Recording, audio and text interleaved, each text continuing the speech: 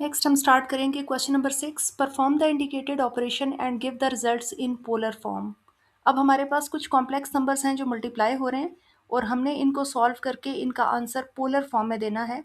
So first part is 1 plus iota multiply by 1 minus root of 3 iota. सबसे पहले इसको simplify कर लेते हैं मल्टीप्लिकेशन के थ्रू। हम 1 पिक करेंगे, पूरी ब्रैकेट के साथ मल्टीप्लाई करेंगे और नेक्स्ट आयोटा पिक करेंगे, इसको भी पूरी ब्रैकेट के साथ मल्टीप्लाई करेंगे। ब्रैकेट्स ओपन करेंगे तो 1 इंटू 1 1 आ जाएगा हमारे पास। 1 इंटू -3 आयोटा -3 आयोटा आ जाएगा। नेक्स्ट हमारे पास आयोटा इंटू 1 आयोटा आ जाएगा और इसी आयोटा को जब -3 के साथ मल्टीप्लाई करेंगे तो -3 रूट साथ में आयोटा का स्क्वायर आ जाएगा।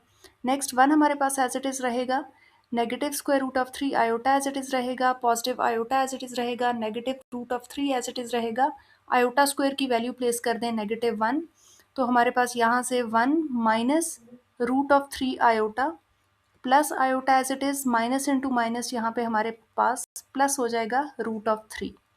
यहाँ से मैं रियल पार्ट्स अलग कर लेती हूँ और इमेजनरी पार्ट्स अलग, तो 1 प्लस रूट ऑफ 3 मेरे पास रियल पार्ट आ जाएगा और इमेजनरी पार्ट में से अगर मैं आयोटा कॉमन ले लूँ तो 1 माइनस रूट ऑफ 3 मेरे पास इमेजनरी पार्ट आ जाएगा।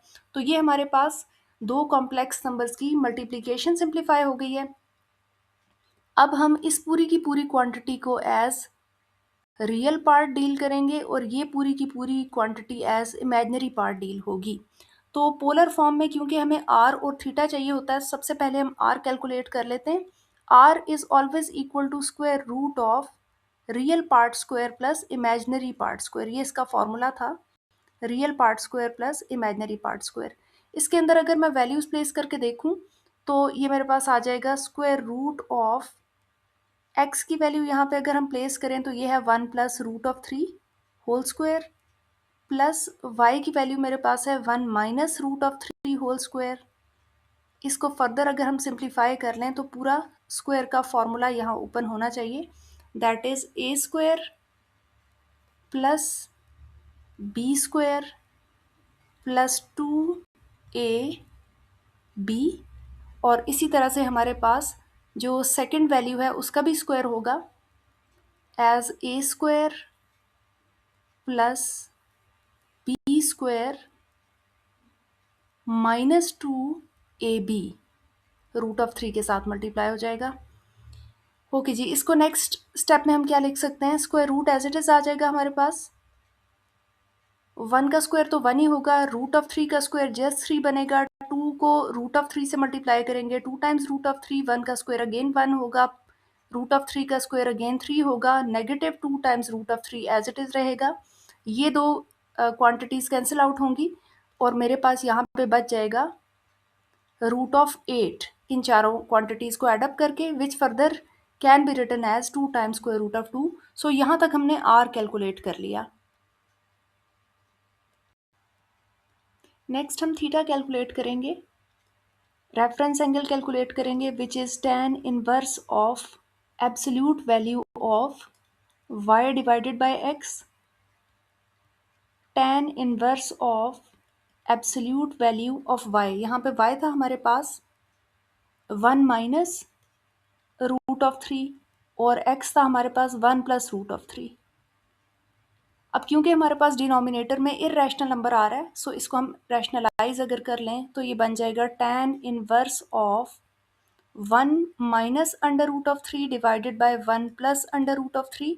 रैशनलाइजेशन के लिए आपने इसका ऑपोजिट साइन चूज करना है, means minus root of 3 as it is रहेगा, इसी क्वांटिटी से हम मल्टीप्लाई भी करेंगे और डिवाइड भी करेंगे। नेक्स्ट हमारे पास हो जाएगा ये tan इनवर्स ऑफ, आपके पास ऊपर वाले पार्ट में 1 माइनस रूट ऑफ 3 का होल स्क्वायर बन जाएगा क्योंकि सेम क्वांटिटीज मल्टीप्लाई हो रही हैं, डिवाइडेड बाय डिनोमिनेटर में फॉर्मूला अप्लाई होगा square of first term minus square of second term, क्योंकि आपके पास यहाँ पे फर्स्ट क्वांटिटी भी सेम थी, सेकेंड क्वांटिटी भी सेम थी, सिर्फ प्लस और माइनस का डिफरेंस था, which is further equal to tan inverse of absolute value of 1 minus root of 3, इसको हम सिंप्लीफाई कर लेते हैं as a square plus B square minus 2ab, और यहाँ पे डिनोमिनेटर में हमारे पास आ जाएगा 1 का स्क्वायर 1 और रूट ऑफ 3 का स्क्वायर सिर्फ 3 divided by tan inverse of 1 प्लस 3 minus 2 times root of 3 whole divided by negative 2, which is further equal to tan inverse of 4 minus 2 times root of 3 whole divided by negative 2, और इस पे हमने absolute रखना है ताकि inside जो negative answer आए वो पॉजिटिव में कन्वर्ट हो जाए। नेक्स्ट हमारे पास tan inverse of absolute value of, यहाँ से अगर मैं 2 कॉमन ले लूँ तो ये मेरे पास रह जाएगा 2 minus root of 3 whole divided by negative 2, और ये 2 इस 2 से कैंसिल आउट हो जाएगा। मेरे पास रह जाएगा tan inverse of absolute value of, ये डिनोमिनेटर वाला नेगेटिव मैं ऊपर लिख रही हूँ, 2 माइनस रूट ऑफ 3, और एब्सोल्यूट में क्योंकि नेगेटिव वैल्यू भी पॉजिटिव हो जाती है तो ये बन जाएगा tan inverse of 2 minus root of 3, जो कि नेक्स्ट हो जाएगा tan inverse of 0.2679,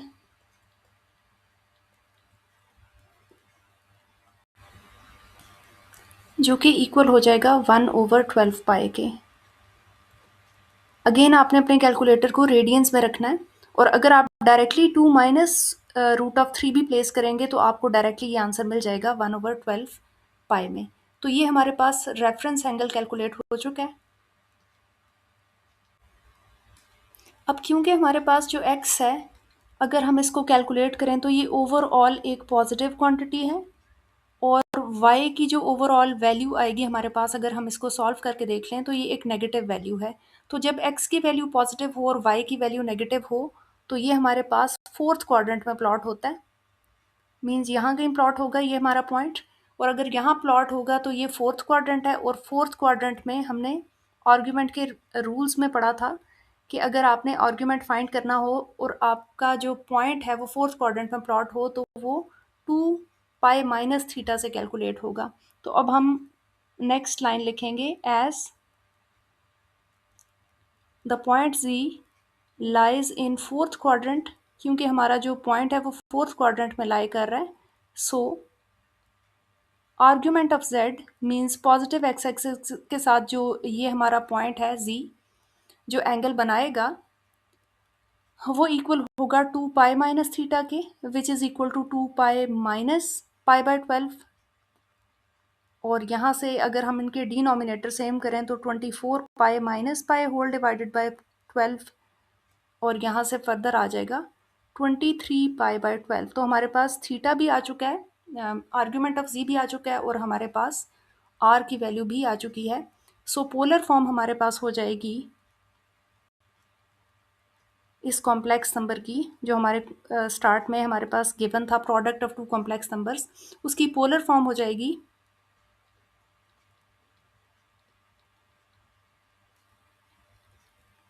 R times cos theta plus iota sine theta.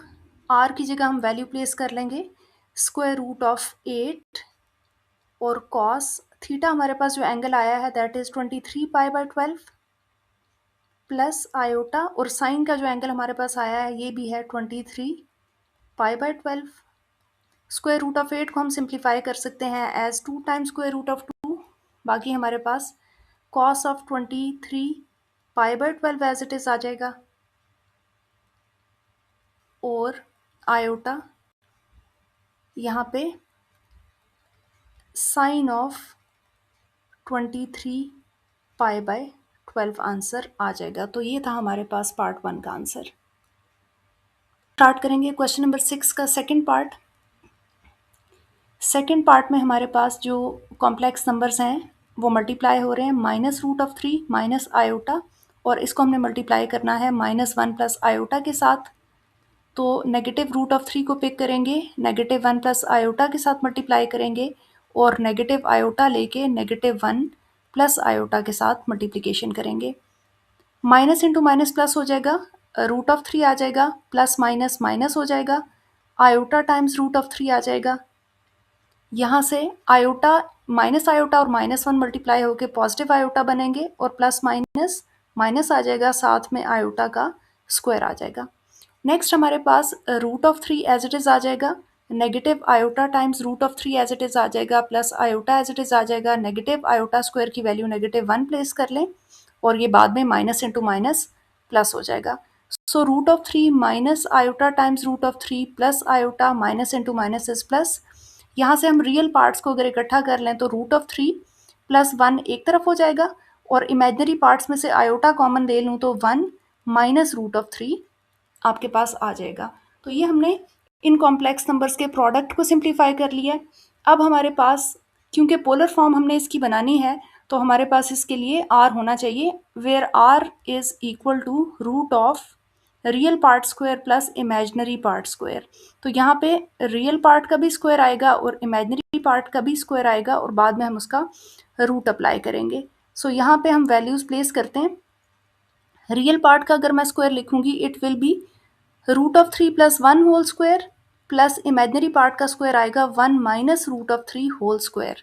इस होल स्क्वायर को थोड़ा सा मजीद सिंप्लीफाई करते हैं। रूट ऑफ 3 ऑलरेडी जो आपके पास ऊपर स्क्वायर रूट आ रहा है वो तो एज इट इज़ रहेगा, अंदर की स्क्वायर की वैल्यूज़ को हम सिंप्लीफाई करते हैं। So A square plus B square plus 2 AB, आगे प्लस का साइन है, इसी तरह से A square plus B square -2 times AB। Next हमारे पास हो जाएगा square root as it is आ जाएगा। यहाँ से 3 आंसर मिलेगा, 1 का स्क्वायर 1 मिलेगा, 2 times root of 3 as it is आएगा, अगेन 1 का स्क्वायर 1, रूट ऑफ 3 3 ही आएगा, 2 times root of 3 as it is आ जाएगा। यहाँ से positive 2 times root of 3 negative 2 times root of 3 से कैंसिल होगा। यहाँ से फिर हम आपके पास रूट ऑफ 8 आएगा, जो कि फर्दर इक्वल होगा 2 टाइम्स रूट ऑफ 2 के। तो अगेन यहाँ से भी हमने r कैलकुलेट किया, और इसकी वैल्यू है 2 टाइम्स रूट ऑफ 2। अब नेक्स्ट, क्योंकि x की हमारे पास जो वैल्यू थी वो 1 प्लस रूट ऑफ 3 थी, जो कि ओवरऑल एक पॉजिटिव टर्म है, पॉजिटिव क्वांटिटी है, और अगर हम 1 में से माइनस करें रूट ऑफ 3 तो ओवरऑल इसका आंसर नेगेटिव आएगा। इसका मतलब है कि x की ओवरऑल वैल्यू पॉजिटिव है और y की ओवरऑल वैल्यू नेगेटिव है। सो जब हम प्लॉट करेंगे इसको तो ये फोर्थ क्वाड्रेंट में जाएगी, क्योंकि यहाँ पे x की वैल्यू पॉजिटिव आ रही है और y की वैल्यू नेगेटिव आ रही है। सो इसका मतलब है हम कह सकते हैं कि S z lies in fourth quadrant, क्योंकि हमारा जो कॉम्प्लेक्स नंबर है वो फोर्थ क्वाड्रेंट में लाई कर रहा है, और फोर्थ क्वाड्रेंट में हमने रूल पढ़ा था कि आर्ग्यूमेंट की वैल्यू कैलकुलेट होगी 2 पाई माइनस थीटा से। सो आर्ग्यूमेंट ऑफ z मीन्स इस कॉम्प्लेक्स नंबर का जो एंगल है पॉजिटिव एक्स एक्सिस के साथ वो इक्वल हो जाएगा 2 पाई माइनस थीटा के। अब यहाँ पे हमारे पास थीटा कैलकुलेट होना बाकी है। थीटा इक्वल होता है tan inverse of y divided by x के, which will further be equal to tan inverse of 1 minus root of 3 divided by 1 plus root of 3। Next हमारे पास हो जाएगा tan इनवर्स ऑफ, क्योंकि हमारे पास डिनोमिनेटर में इरेशनल नंबर आ रहा है, सो इसको रैशनलाइज करना पड़ेगा। 1 प्लस रूट ऑफ 3, इसको हम मल्टीप्लाई करेंगे 1 माइनस रूट ऑफ 3 से, क्योंकि डिनोमिनेटर में यहाँ पे जो नंबर आता है हम उसका ऑपोजिट नंबर ऑपोजिट साइन ले लेते हैं। 1 माइनस रूट ऑफ 3 से मल्टीप्लाई भी करवा दिया और मैंने डिवाइड भी करवा दिया। नेक्स्ट ये हो जाएगा tan इनवर्स ऑफ, ऊपर वाले पार्ट में हमारे पास 1 माइनस रूट ऑफ 3 का होल स्क्वायर बन रहा है, और डिनोमिनेटर में क्योंकि साइन का डिफरेंस है, एक जगह प्लस है एक जगह माइनस है, तो फॉर्मूला आएगा square of first term minus square of second term. Again tan inverse as it is रहेगा, ऊपर फॉर्मूला ओपन कर लें, A square plus B square -2 AB, और यहाँ पे हमारे पास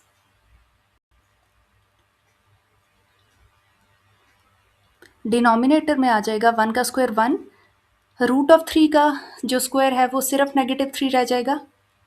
ये फर्दर इक्वल हो जाएगा tan inverse of 1 + 3 + 2 times root of 3। Denominator से हमें मिलेगा -2, which will further be equal to tan inverse of 4 + 2 times root of 3 whole divided by -2। Numerator में से 2 कॉमन ले लेते हैं, tan inverse of 2 + root of 3, और यहाँ पे हमारे पास रह जाएगा, यहाँ पे एक करेक्शन कर लें, ये नेगेटिव साइन था यहाँ पे हमारे पास, यहाँ पे और यहाँ पे भी, होल डिवाइडेड बाय -2। टूज़ की कटिंग हो जाएगी और ये बन जाएगा tan इनवर्स ऑफ, ये नेगेटिव आपके पास ऊपर आ जाएगा 2 - रूट ऑफ 3। अब यहाँ पे क्योंकि आपको याद होगा कि हमारे पास tan inverse of absolute value of x divided by absolute value of y होता था, तो यहाँ पे हम बार्स अगर रख लें तो आगे कोई प्रॉब्लम नहीं होगा। सो ये बार्स हैं, इस पे भी लेफ़्ट टू राइट पे बार्स रख लें, इस पे भी लेफ़्ट टू राइट पे बार्स रख लें, और यहाँ पे भी लेफ़्ट टू राइट पे बार्स चलेंगी। ये बार्स क्या करेंगी कि अंदर जो नेगेटिव टर्म है या नेगेटिव साइन आ रहा है उसको पॉजिटिव में कन्वर्ट कर देंगी। तो नेक्स्ट हमारे पास हो जाएगा tan इनवर्स, ये जो नेगेटिव साइन है ये पॉजिटिव में कन्वर्ट हो जाएगा, so it will be equal to tan inverse of positive, इस नेगेटिव को पॉजिटिव में कन्वर्ट कर दिया, बाकी आपकी क्वांटिटी एज इट इज़ है। अब ये एंगल आपने रेडियंस में कैलकुलेट करना है, तो रेडियंस में जब आप इसको कैलकुलेट करेंगे इट विल बी π/12। अब क्योंकि हमारे पास थीटा जो था वो 4th क्वाड्रेंट में था, सो आर्ग्यूमेंट ऑफ z हमने डिसाइड किया था कि हम 2π - थीटा से कैलकुलेट करेंगे। सो 2π में से π/12 को लेस करें, डिनोमिनेटर सेम करेंगे, तो यहाँ मेरे पास सिंगल डिनोमिनेटर 12 आ जाएगा, 24π - π दैट इज़ 23π/12। अब आपके पास आर्ग्यूमेंट भी आ चुका है और थीटा आप ऑलरेडी कैलकुलेट कर चुके हैं। सो पोलर फॉर्म में हमारे पास हमारा जो कॉम्प्लेक्स नंबर था वो r time cos theta plus iota sine theta form में होता है। सो नेक्स्ट आप r की वैल्यू प्लेस करें, that is 2 time root of 2, cos angle put करें 23π/12 plus iota as it is, sine के साथ भी एंगल प्लेस करें 23π/12, और ये आपका फाइनल आंसर बनेगा इस पार्ट के लिए। नेक्स्ट हम करेंगे इसका पार्ट नंबर 3।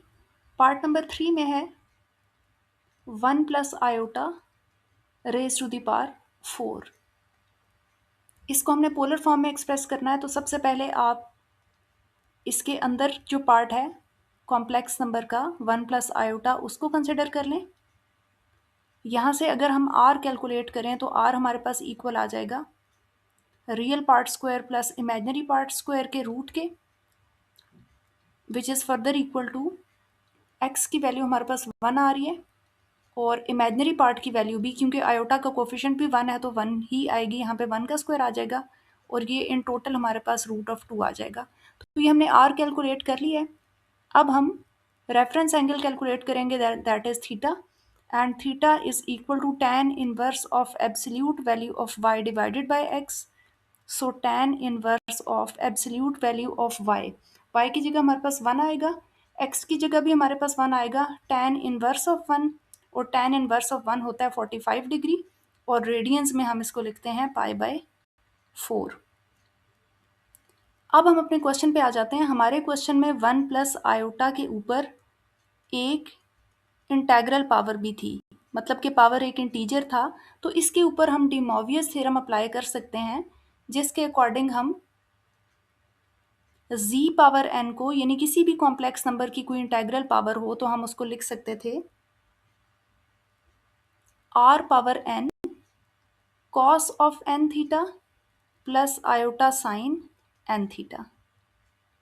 अगर ये रूल हम फॉलो करें तो हमारा जो कॉम्प्लेक्स नंबर है 1 + iota raise to the power 4, उसको मैं लिख सकती हूँ r की वैल्यू हम फाइंड कर चुके हैं √2, n का मतलब है पावर दैट इज़ 4, और यहाँ पे आपके पास cos एज इट इज़ आएगा, एन की वैल्यू आपके पास 4 आ जाएगी, थीटा आप रखेंगे एज इट इज़, और आयोटा साइन अगेन एन की वैल्यू आ जाएगी 4 क्योंकि इंटीजर यहाँ पे 4 है, थीटा आएगा एज इट इज़। अब हम थीटा की तरफ जाते हैं।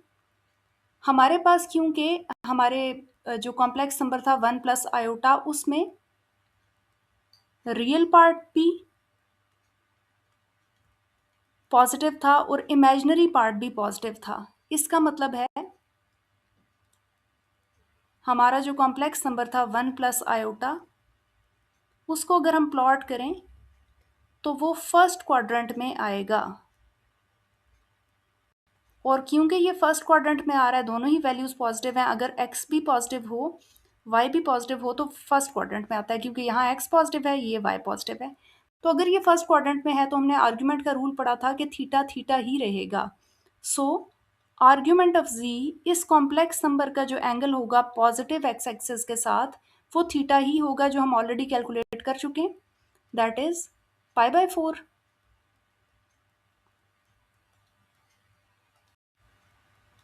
नेक्स्ट हम लिखेंगे, हमारे पास जो पोलर फॉर्म है इस कॉम्प्लेक्स नंबर की, और कॉम्प्लेक्स नंबर था हमारे पास 1 प्लस आयोटा टोटल पावर 4, इसकी पोलर फॉर्म हो जाएगी r पावर n, जो कि यहाँ हम लिख चुके थे √2 power 4 cos n theta plus iota sine n theta. यहाँ पे हमने लिखा था √2 की power 4, cos as it is आ चुका है, n की जगह हमारे पास 4 है, थीटा हम कैलकुलेट कर चुके हैं as π/4 plus iota sine n की वैल्यू अगेन 4 है, और थीटा हमारे पास है π/4। ये कटिंग्स कुछ हो जाएंगी हमारे पास, और आउटसाइड हमारे पास √2 की पावर हमने 4 लेनी है। √2 का मतलब है 1/2, इसकी फोर्थ पावर लेंगे, पावर पावर से मल्टीप्लाई होगा, 2 का स्क्वायर बचेगा, यहाँ पे बचेगा cos pi plus iota sine pi. Outside हमारे पास रह जाएगा 2 का स्क्वायर दैट इज़ 4, cos पाई की वैल्यू होती है -1, साइन पाई होता है 0। सो हमारे पास इसकी जो टोटल फॉर्म है वो हमारे पास यहाँ तक इस फॉर्म में आ चुकी है। ये स्टेप एडिशनल है, मैंने एक्स्ट्रा करवाया है, आप इसको स्किप करना चाहें तो आप इसको स्किप कर सकते हैं। यहाँ तक हमारे पास इसका आंसर पोलर फॉर्म में कन्वर्ट हो चुका है। नेक्स्ट हम स्टार्ट करेंगे इसका पार्ट नंबर 4। पार्ट नंबर 4 है 1 minus iota times √3 whole square. सबसे पहले हम इसको सिंप्लीफाई कर लेते हैं। होल स्क्वायर का फॉर्मूला अगर हम ओपन कर लें तो a square plus b square -2ab, और इससे नेक्स्ट स्टेप होगा 1, यहाँ से आपके पास आयोटा के ऊपर भी स्क्वायर आएगा और √3 का स्क्वायर ओनली 3 रह जाएगा, और यहाँ से 2 टाइम्स आयोटा √3 आ जाएगा। नेक्स्ट 1 एज इट इज़ आएगा, आयोटा स्क्वायर की वैल्यू प्लेस कर दें -1, और बाकी तमाम वैल्यूज़ एज इट इज़ आ जाएंगी। नेक्स्ट आपके पास 1 माइनस 3 रह जाएगा, -2 टाइम्स आयोटा √3, और यहाँ से मेरे पास आंसर आ जाएगा -2 टाइम्स आयोटा √3। अब ये मेरे पास एक कॉम्प्लेक्स नंबर है, इस कॉम्प्लेक्स नंबर का मैं कैलकुलेट करूँगी मॉड वैल्यू या मॉड्यूलस ऑफ z। सो मेरे पास जो r था वो मॉड्यूलस ऑफ z को शो करता था, उसका फॉर्मूला था square root of real part square plus imaginary part square.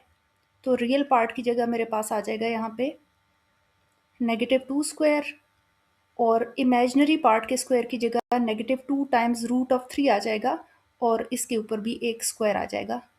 Next मेरे पास रूट एज इट इज़ रहेगा, -2 का स्क्वायर +4 हो जाएगा, और यहाँ से ये स्क्वायर जब -2 पे अप्लाई होगा तो उसको भी +4 कर देगा, और √3 पे अप्लाई करे होगा तो सिर्फ आपके पास 3 रह जाएगा। सो नेक्स्ट स्टेप में ये हमारे पास वैल्यू बनेगी 4 + 12 दैट इज़ √16, और यहाँ पे हमारे पास आंसर आ जाएगा 4। सो हमने r कैलकुलेट कर लिया एज 4। अब हमने रेफरेंस एंगल फाइंड करना है। थीटा इक्वल होता है tan inverse of absolute value of y divided by x के। सो tan इनवर्स ऑफ आपके पास y था -2 टाइम्स रूट ऑफ 3 और x था आपके पास -2। ये साइंस वैसे ही कैंसिल आउट हो जाएंगे। सो आपके पास रह जाएगा tan inverse of root of 3 जो कि होता है 60 डिग्री, और 60 डिग्री को इन टर्म्स ऑफ पाई या रेडियंस में हम लिख सकते हैं पाई डिवाइडेड बाय 3। इसके बाद अब आपने अपने कॉम्प्लेक्स नंबर को देखना है। हमारे पास कॉम्प्लेक्स नंबर का जो रियल पार्ट था वो -2 था और इमेजिनरी पार्ट हमारे पास -2 टाइम्स रूट ऑफ 3 था। Both were negative. हमारे पास ये भी एक नेगेटिव वैल्यू है और ये भी एक नेगेटिव वैल्यू है। तो जब दोनों वैल्यूज नेगेटिव हों तो क्वाड्रेंट नंबर 4 में प्लॉटिंग होगी, सॉरी क्वाड्रेंट नंबर 3 में प्लॉटिंग होगी। क्वाड्रेंट नंबर 3 यहाँ पे देखें x की नेगेटिव साइड यूज़ हो रही है और y की भी नेगेटिव साइड यूज़ हो रही है। सो हमारा जो कॉम्प्लेक्स नंबर है वो थर्ड क्वाड्रेंट में प्लॉट होगा। थर्ड क्वाड्रेंट के लिए हमने पढ़ा था कि पाई प्लस थीटा करेंगे आर्गुमेंट ऑफ z फाइंड करने के लिए। सो अब हम एक स्टेटमेंट लिखेंगे कि as z lies in quadrant number 3, so argument of z means इस कॉम्प्लेक्स नंबर का पॉजिटिव एक्स एक्सिस के साथ जो एंगल होगा that will be pi plus theta. Pi plus theta की जगह pi by 3, so it will be 3 pi plus pi whole divided by 3 and it will further be equal to 4 pi by 3। So हमारे पास इस complex number की जो polar form है वो बनती है r time cos theta plus iota sine theta. r की जगह इसकी वैल्यू प्लेस कर दें दैट इज 4,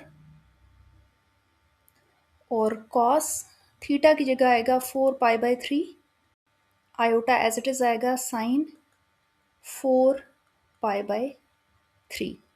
ये हमारे पास पोलर फॉर्म में हमारा कॉम्प्लेक्स नंबर रिप्रेजेंट हो चुका है। नेक्स्ट हम करेंगे पार्ट नंबर 5। पार्ट नंबर 5 में हमारे पास क्वेश्चन गिवन है 1 plus iota whole divided by 1 minus iota और इसके ऊपर स्क्वायर रूट है। सबसे पहले अपने कॉम्प्लेक्स नंबर को हम z से डिनोट करेंगे। Let z is equal to square root of 1 plus iota divided by 1 minus iota. उसके बाद क्योंकि अब हमारे पास अंडर रूट का मतलब है पावर 1/2, तो इस पर डी मोवियस थ्योरम अप्लाई नहीं हो सकता क्योंकि वो इंटेग्रल पावर्स के लिए इस्तेमाल होता है। इंटीजर में अगर कोई पावर होती तो उस पर मैं यूज़ कर सकती थी, लेकिन यहाँ फ्रैक्शनल पावर है तो इस फ्रैक्शनल पावर को मुझे ख़त्म करना पड़ेगा। अगर मैं लेफ्ट और राइट पे स्क्वायर ले लूँ तो मेरे पास 1 plus iota over 1 minus iota का होल स्क्वायर यहाँ पे आ जाएगा। स्क्वायर और रूट कैंसिल हो जाएंगे और मेरे पास जी स्क्वायर की वैल्यू बन जाएगी 1 plus iota over 1 minus iota. अब क्योंकि मेरे पास डिनोमिनेटर में कॉम्प्लेक्स नंबर है, इसका मतलब है मुझे इसको रैशनलाइज करना पड़ेगा। तो मैं रैशनलाइज डिनोमिनेटर के कॉन्जुगेट से करूंगी। कॉन्जुगेट का मतलब है कि आपने आयोटा के साथ जो नंबर है उसका साइन चेंज करना है। आयोटा के साथ -1 है, इसका साइन चेंज करेंगे +1 मीन्स पॉजिटिव आयोटा हो जाएगा। तो 1 प्लस आयोटा से मैं मल्टीप्लाई भी करवाऊंगी और डिवाइड भी करवाऊंगी। न्यूमरेटर में आपके पास 1 प्लस आयोटा होल स्क्वायर बन जाएगा। डिनोमिनेटर में square of first term minus square of second term formula apply हो जाएगा।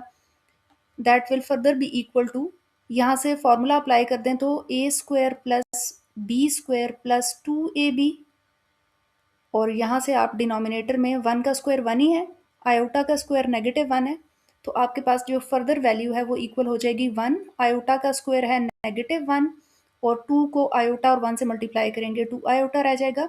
डिनोमिनेटर में आपके पास 1 प्लस 1 आ जाएगा। +1 -1 कैंसिल आउट हो जाएंगे, सो 2 आयोटा डिवाइडेड बाय 2 रह जाएगा। और फर्दर यहाँ से हमारे पास आयोटा आंसर रह जाएगा सिंप्लीफाई होने के बाद, जिसको मैं आयोटा प्लस 0 लिख सकती हूँ, 0 प्लस आयोटा या आयोटा। अब आपके पास जी स्क्वायर का आंसर जो है वो 1 प्लस आयोटा रह गया।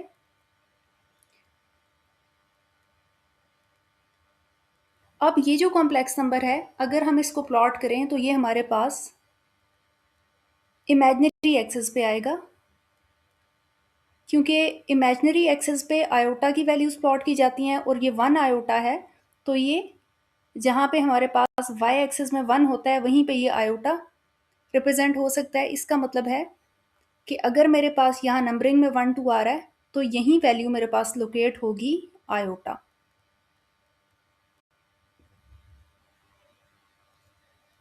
अब क्योंकि ये पॉजिटिव इमेजिनरी एक्सिस पे आ रहा है तो इसका एंगल मुझे कैलकुलेट करने की ज़रूरत नहीं है। जब भी आपका पॉइंट एक्स एक्सिस पे आएगा या वाई एक्सिस पे आएगा, आप डायरेक्टली एंटी क्लॉकवाइज एंगल जाके देख सकते हैं। तो पॉजिटिव एक्स एक्सिस से मैं एंटी क्लॉकवाइज डायरेक्शन में जाऊं तो वाई एक्सिस तक जाने के लिए मुझे 90 डिग्री का टर्न लेना पड़ेगा। सो इसका मतलब है थीटा यहाँ पे हो जाएगा मेरे पास 90 डिग्री, जो कि फर्दर इक्वल है π/2 के इन टर्म्स ऑफ रेडियंस। और इसकी हम रीज़न क्या देंगे, because theta lies iota lies on imaginary axis. ये हमने थीटा कैलकुलेट कर लिया।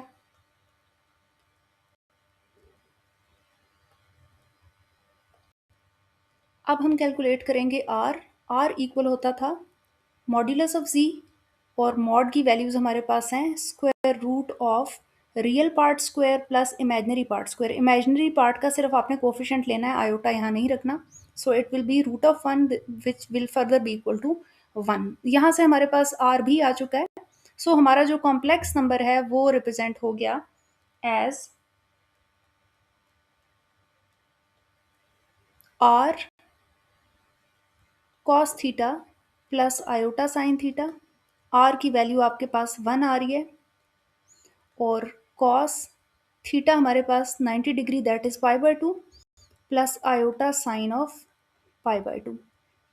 लेकिन ये हमारे पास जो आंसर आया है, ये आंसर हमारे पास जी स्क्वायर का है। अब जी स्क्वायर के आंसर से जी पे हम कैसे जा सकते हैं, क्योंकि हमने डिमोवियस थ्योरम पढ़ा था कि z power n is always equal to R power n into cos n theta plus iota sine n theta. इसका मतलब है कि लेफ्ट हैंड साइड पे अगर मैं जी स्क्वायर की जगह लिख दूं r power 2 cos 2 theta plus iota sine 2 theta, तो इसमें कोई इशू नहीं है। और हमारे पास जो एक्चुअल आंसर आ रहा है उसको आप एज इट इज़ रखें। It was 1 time cos of π/2 plus iota sine of π/2। अब अगर हम लेफ्ट और राइट को कंपेयर करें तो आपके पास आर स्क्वायर की जगह 1 आ रहा है और 2 थीटा की जगह हमारे पास पाई आ रहा है। सो यहाँ से अगर मैं आर की वैल्यू निकालूं रूट लेने के बाद तो आर की वैल्यू मेरे पास 1 आ जाएगी। क्योंकि आर हमारे पास एब्सोल्यूट वैल्यू को रिप्रेजेंट कर रहा था, इसलिए मैंने नेगेटिव 1 यूज़ नहीं किया, पॉजिटिव 1 यूज़ किए। और थीटा की वैल्यू आ जाएगी π/4। सो अब जो हमारा कॉम्प्लेक्स नंबर था z, वो रिप्रेजेंट हो सकेगा r time cos theta plus iota sine theta के थ्रू। r की वैल्यू तो 1 ही रहेगी, कॉस थीटा, थीटा की जगह π/4 आ जाएगा प्लस आयोटा साइन π/4। तो ये हो जाएगा इस पार्ट का फाइनल आंसर।